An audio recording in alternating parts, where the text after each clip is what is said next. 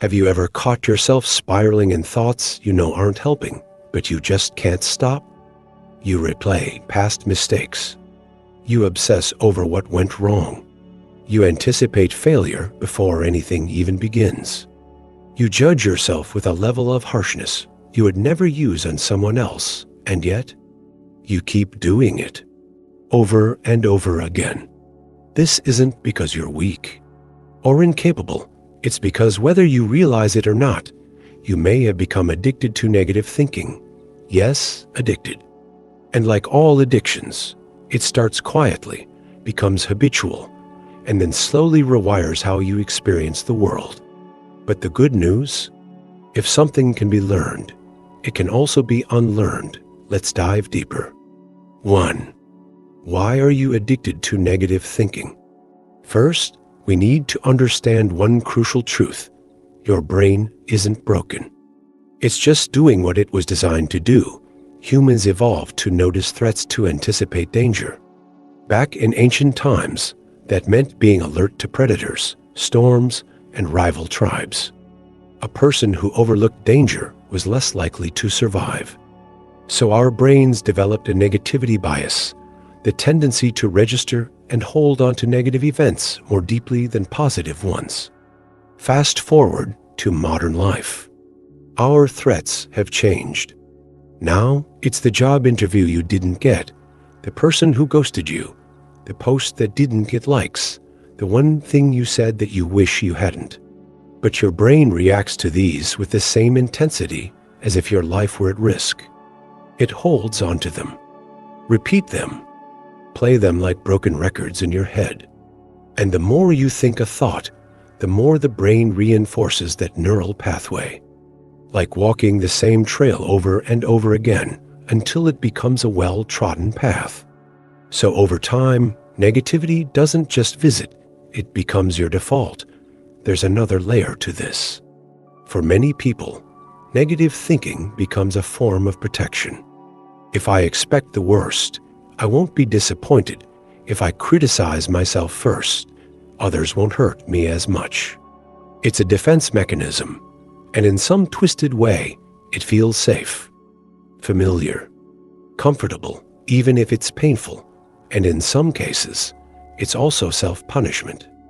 Deep down, you might feel like you deserve to feel bad, that if you keep replaying your mistakes, you'll somehow be more responsible, more deserving of forgiveness, or less likely to mess up again.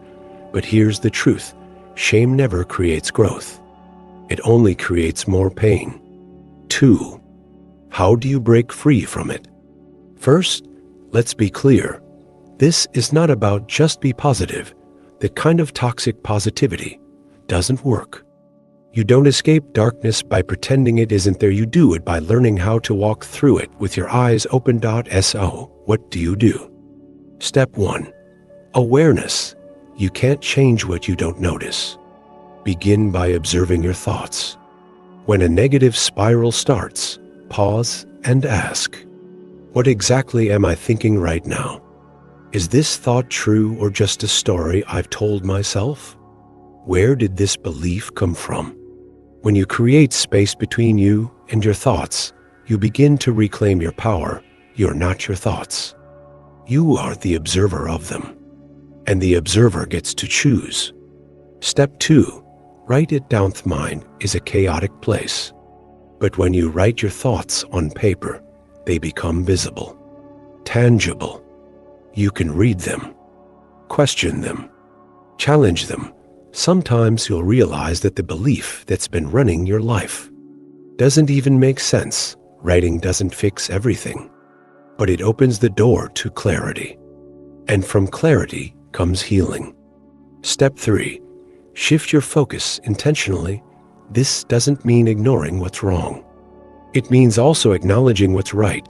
If you only ever water the weeds, the flowers will die. So ask yourself, what went right today?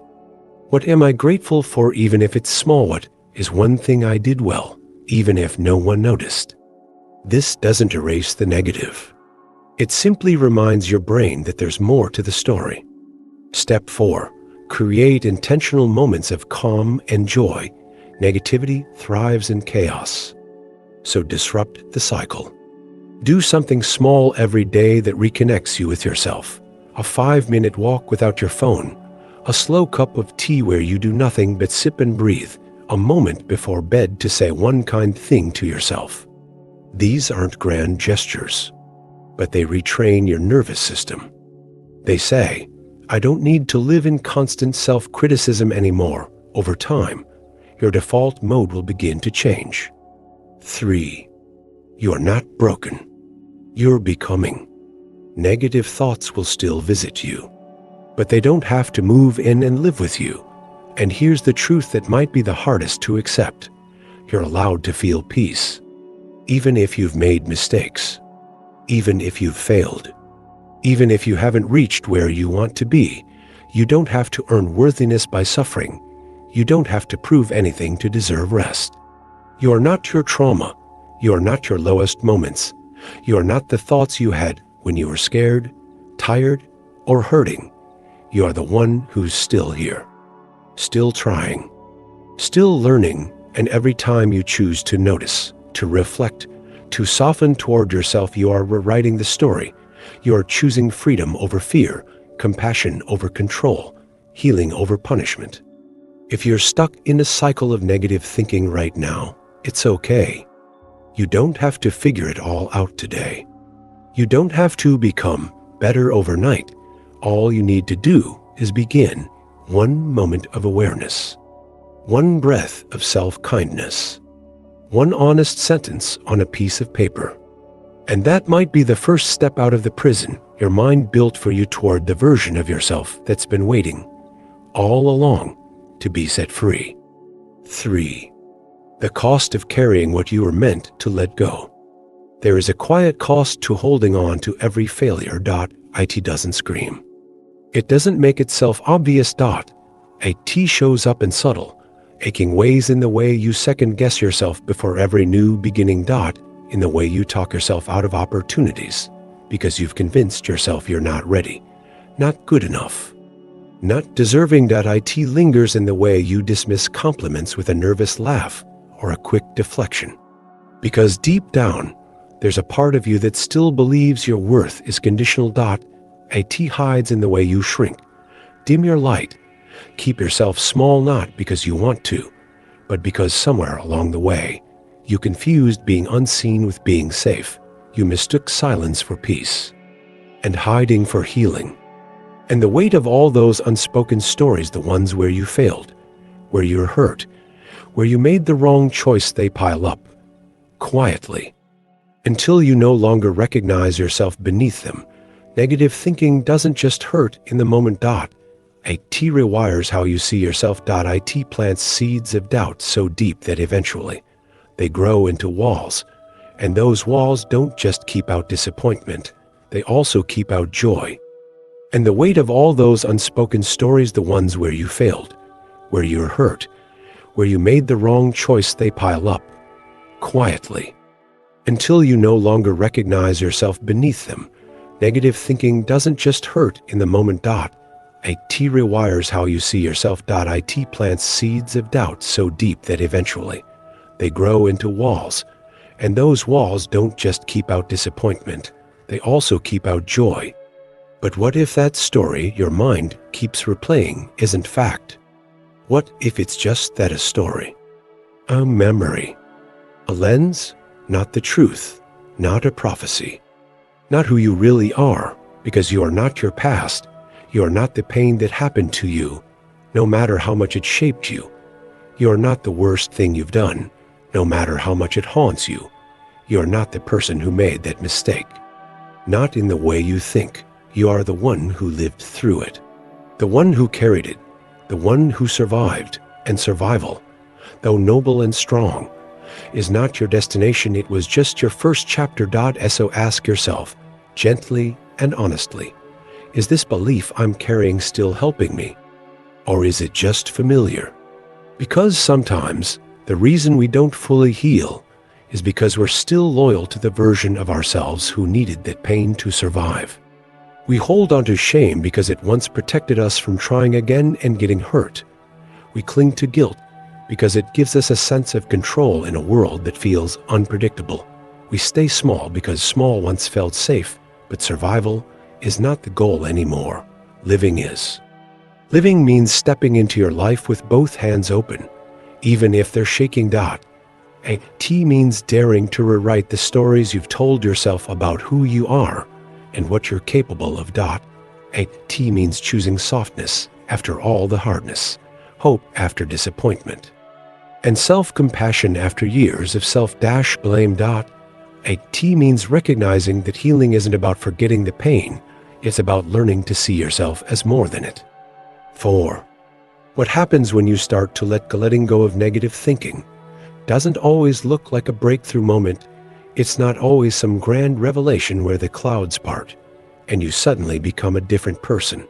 More often, it's quiet, ordinary, unseen by the world. It's you, sitting on the edge of your bed, exhausted from another long day, and instead of blaming yourself for not doing more, you whisper, "I did enough. I did my best." It's noticing that familiar voice in your head rising up to criticize, to shame you for something small or imagined in this time. Instead of believing it without question, you pause, you breathe, and you say, "Wait, that's not the whole truth." It's choosing not to punish yourself with guilt when you rest. It's walking past a mirror and offering a soft smile, even if part of you still winces. It's sitting in silence when anxiety swells. And instead of running or numbing or escaping, you stay. You say, "I see you. But you don't control me." These are not big moments. They don't come with applause, and no one might ever see them, but they are acts of quiet rebellion, tiny revolutions that reshape who you are becoming.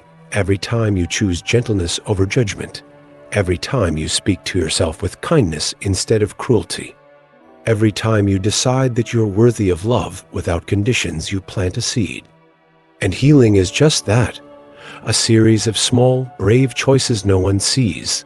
The decision to show up again, to forgive again, to believe again, even when it's hard, even when it's unfamiliar, even when your past is pulling at your ankles, begging you to stay where it's safe and known, but you don't. You keep choosing the harder path, the true one, and somewhere along the way, slowly, silently, your inner landscape begins to shift. Until one day, you catch yourself laughing without shame, breathing without fear, living without the constant undertow of self-doubt. And that's when you realize, I don't live there anymore. That old version of me, the one who only knew how to survive, she's resting now, and I'm finally learning how to live. 5. The practice of becoming who you already are. Healing isn't about becoming someone entirely new. It's not about erasing who you were or replacing your past with a perfect version of the future. It's about remembering gently, bravely who you were before the world convinced you to be someone else, before the criticism made you second-guess your voice, before fear taught you to play small, before the weight of expectations shaped your every step, and guilt whispered that your needs were too much. It's about peeling back the layers that were never truly yours, the shoulds, the not enoughs, the what-ifs that were planted by others but took root in your mind. It's about rediscovering the version of you that once laughed freely, without shrinking, the one who dreamed in color, spoke with heart, and didn't apologize for taking up space. That version of you still exists, not gone, just buried, waiting. So here's your gentle reminder. You don't need to fix yourself. You're not broken glass that needs piecing back together. You are living soil rich with everything you need to grow. Messy, soft, imperfect, alive. You are never meant to be flawless. You are meant to change, to stretch, to shed, to bloom. You are meant to have seasons, ones where you flourish, and ones where you fall apart and rebuild, because growth was never meant to be graceful. It was meant to be real, and those negative thoughts that still come and go, they don't mean you're doing it wrong. They're not proof of failure. They are proof of survival. They are echoes of the ways you learned to cope, to protect yourself, to stay afloat in moments when the world felt too heavy. They once served you, but they don't have to lead you anymore. Maybe now you're ready for something different, Not perfection, not non-stop happiness, but peace.